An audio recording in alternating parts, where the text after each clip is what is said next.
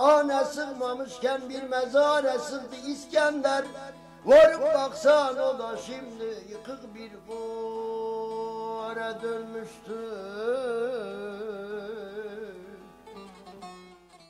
İskender navekî meraka min li ser bû du zarokiya min da. Vî navî hem bi dirêjbûna xwe hem bi nadirbûna xwe di nêv şîniyên me yên Sirûcê bala min neîşeîşa pir dikişand û teameka sirtê de da vê tişwaqilê min. Wan salan behsa serê salên 2000 dikim li derdora me nav ekseriyên pêxember û keçûkurên wan bûn û ne li mektebê ne jî li camiyê min ser İskender tiştek nebîstibû. Kesî ne digot Hezretî İskender. Bi referansên İslamî gotinên nola İskender aleyhisselam yan İskender radiyallahu anh jî li ber guhên min neketibûn. Here were bi tenê du İskenderên estaf min nas dikirin û min nedivêrî bi zimanê xwe yê zarok herem dikanên wan û ji wan herekî bipirsim bêjim seba çi navê te İskenderê?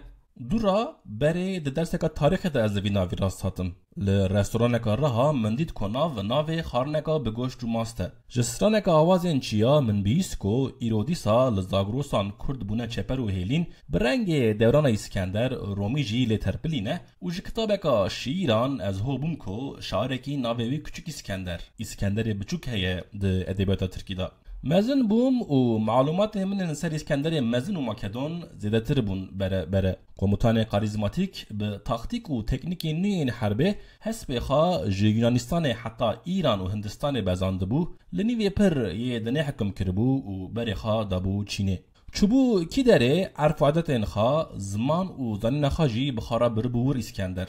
Bi gotina zimanzana me mesela, di Kurdiya kevin da herfa leyê tune ye û ew bihatina İskender ra hatiye ketiye devên Kurdan. Loma dibêjin zimanzan, hîn jî hinek Kurd dibêjin arî min bike, hinek dibêjin alî min bike, hinek dibêjin per û hinek dibêjin pel. Bi navê xwe ku di eslê xwe de Alexander bûye lê me gotiye İskender, bi tesîra xwe ya li deştên dip dirêj pir şop li du xwayiştina Makedonê mezin ku bi hezaran salan piştî wî li şeveka reha ji xezeleka bi dengê qazancı bedêhî dibîsim mirnawî bi Tirkî.